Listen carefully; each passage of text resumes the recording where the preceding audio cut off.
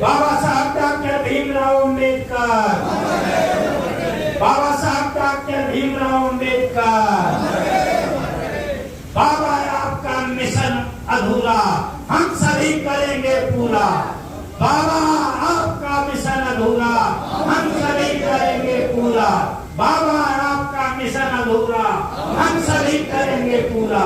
बाबा साहब डॉक्टर भीमराव अंबेडकर, बाबा साहब डॉक्टर भीमराव अंबेडकर। भारत माता की, भारत माता की जय जवान जय किसान, जय संविधान, जय संविधान, जय संविधान। आज का कार्यक्रम बाबा साहब डॉक्टर के चरणों में नमन करते हुए संविधान सम्मान दिवस के रूप में मनाया जाता है। बाबा साहब का जो मिशन है,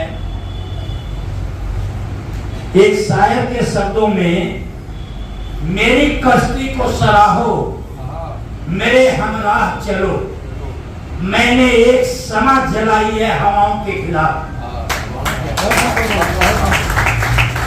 तो बाबा साहब ने जो काम किया है, जब हवाएं विपरीत दिशा में थी, पूरा समाज गर्भित अवस्था में था, देश गुलाम था। हम क्यों गुलाम हैं और गरीब हैं, उसका कारण क्या था?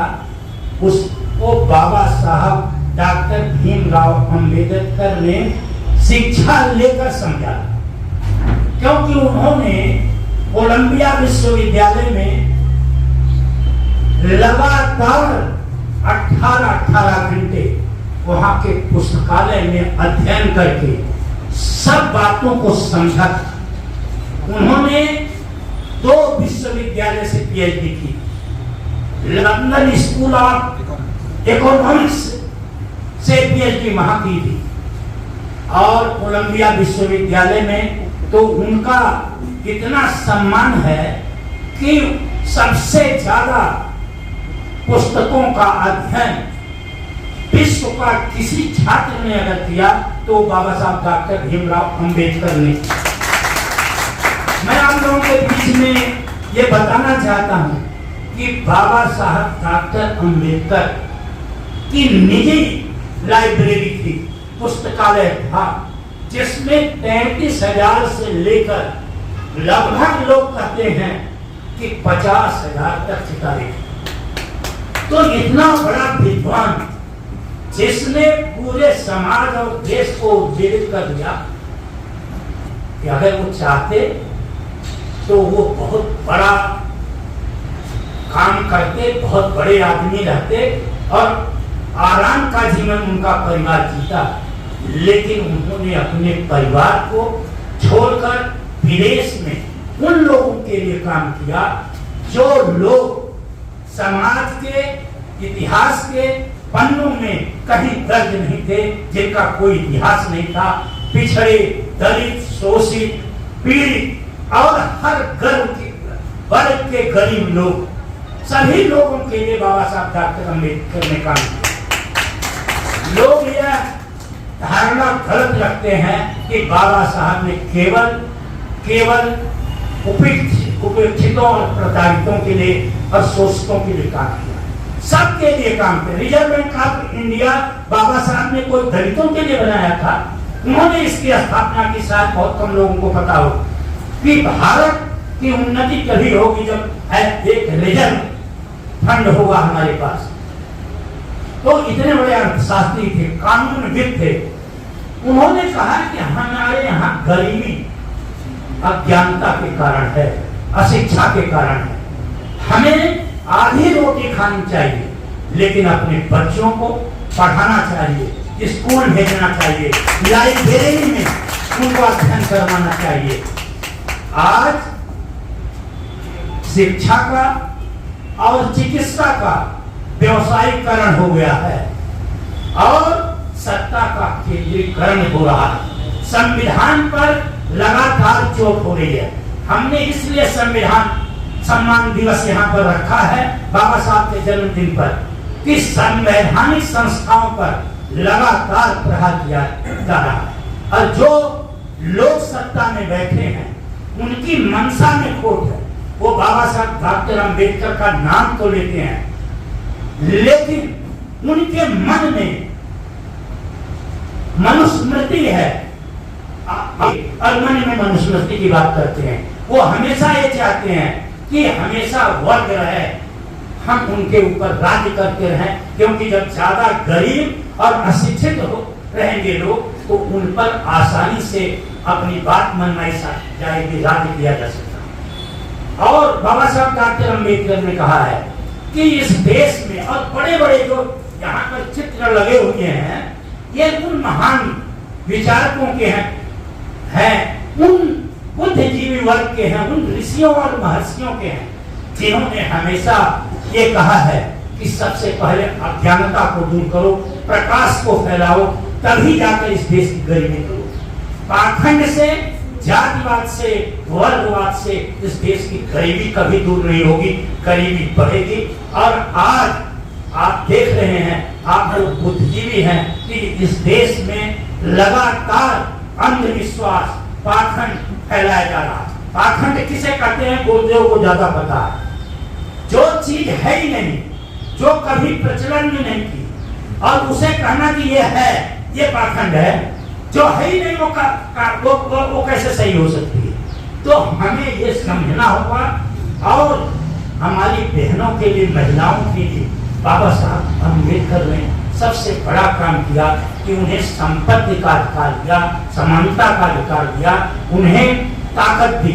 लेकिन हमारी बहनों ने क्या किया कि आज सबसे ज्यादा पाखंड की शिकार वही है, वही सबसे ज्यादा जो कम पढ़े लिखे लोग हैं, कथावाचक हैं, जो बहुत कम जानते हैं, उनके आयोजन को सफल बनाने का काम करती हैं। और वो पोथी लेकर सर पर रखते हैं और वो खड़ा रख करके कलश लेकर चलते हैं। इस व्यवस्था को बाबा साहब ने कहा कि मैंने आप लोगों को गुलामी से मुक्त करवाया था और आप लोग फिर वहीं चली गई। जो सती आपको किया, जो जबरदस्ती आपको आग में धकेल दिया, उन्हीं लोगों के बीच में आप चली गई।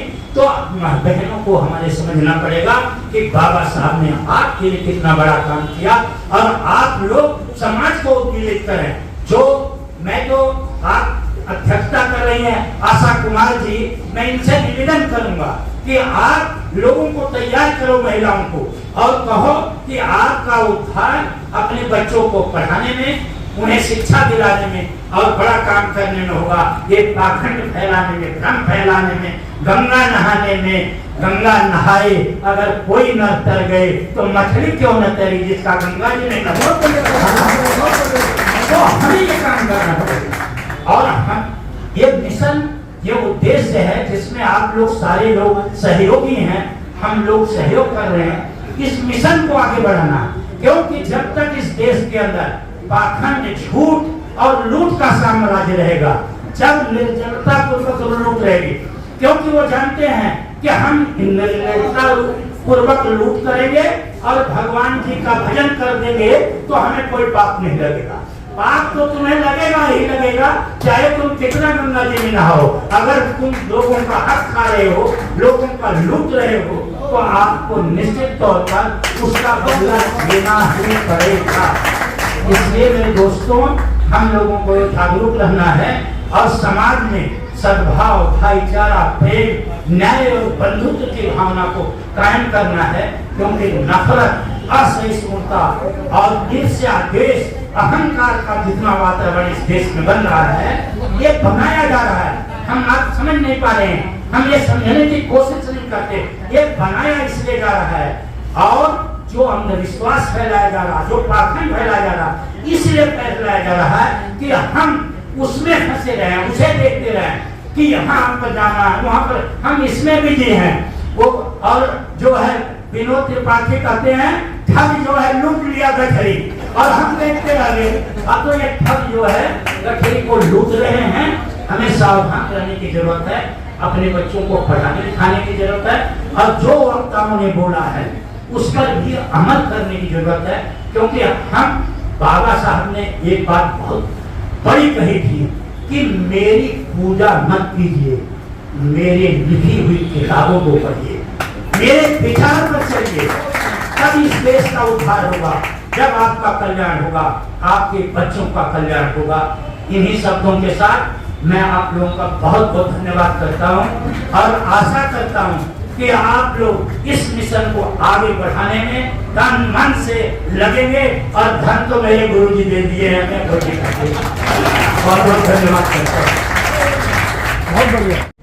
भारत रत्न, बोधिसत्व, संविधान निर्माता, कानूनविद, समाज सुधारक और राजनीतिज्ञ, शिक्षाविद डॉक्टर भीमराव अंबेडकर जी की 134वें जन्म दिवस की पूर्व संध्या पर मैं आप सभी लोग जो यहाँ पर आए हैं उन सबका अभिनंदन करती हूँ, स्वागत करती हूँ और अपने श्रद्धा सुमन डॉक्टर भीमराव अंबेडकर जी के चरणों में समर्पित करती हूँ।